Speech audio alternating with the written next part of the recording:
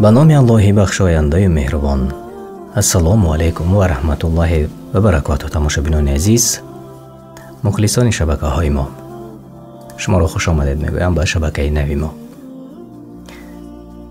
و این لحظه ها می توانید یک پیاله چای گرم یا قهوه گیرید و ما را همراهی کنید.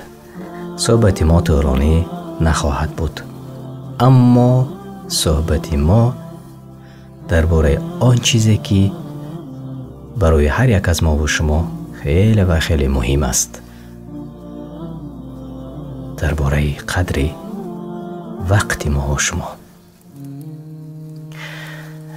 در یک دهه کوهستان مرد زندگی میکرد و نام داشت صالح. او مردی بسیار مهنت دوست بود، ولی همیشگی میگفت به مثل ما: وقت بسیار است، من بدتر هم میتوانم کار کنم، بدتر هم میتوانم عبادت کنم. هر روز با کارهای نالازم مشغول میشد. یک روز با همسایه ها نشسته ساعت ها میتوانست صحبت کند و روزی دیگر باشد بیهوده به بازار به یگان ضرورت گشت و گذار میکرد. نماز را بعضاً در وقتش میخواند و بعضاً به تأخیر میانداخت. همیشه به خود وعده میکرد: فردا من بهتر میشوم، یعنی فردا من اصلاح میشوم. از بین سالها گذشت. موهای سیاه صالح سفید شدند. او هنوز هم برای کارهای مهم فرصت نمی‌یافت. وقتی فرزندانش کلان شدند و از خانه رفتند، تنها ماند. یک روز صالح در خواب یک آدمی ناشناس را دید که در تن لباسی سفید داشت و آن آدم در دستش یک ساعت بسیار کلان داشت و ساعت باشد به ایست زنگ میزد. آن آدم گفت: ای صالح، وقتی تو به انجام میرسد، آیا تو تیاری داری؟ صالح ترسید و گفت: نه، من هنوز بسیار کارها دارم.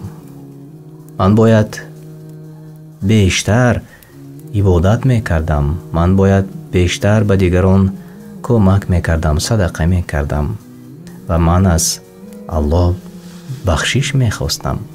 آن آدم گفت: وقت مثل سایه است، تو آن را بگیری آن میگریزد. تو همیشه میگفتی فردا، یعنی پگاه، ولی امروز شد، امروز هم گذشت. صالح ناگهان بیدار شد. دلش سخت میتپید. و فهمید که آرزوی فردا میتواند هیچگاه نرسد. از همان روز زندگی خود را دیگر کرد. نمازش را به وقت خود میخواند و همسایگان نیازمند کمک میکرد. با فرزندانش با محبت واخوری میکرد، برخورد میکرد. هر روز خود را گویا آخرین روز، هر روز خود را گویا آخرین روز میدانست. و به دیگران نیز میگفت: برادران و خواهران، وقت بهترین نعمت الله است. اگر ما آن را بیهوده از دست دهیم، مثل آب ریخته دیگر بر نمیگردانیم. الله تعالی در قرآن نیز میفرماید: قسم به زمان، هر آینه انسان در خسارت است مگر آنهایی که ایمان آوردند و اعمال نیک کردند. سوره عصر. دوستان عزیز، باید ما و شما نیز به قدر این نعمت الله و وقتی که ما داریم باید برسیم.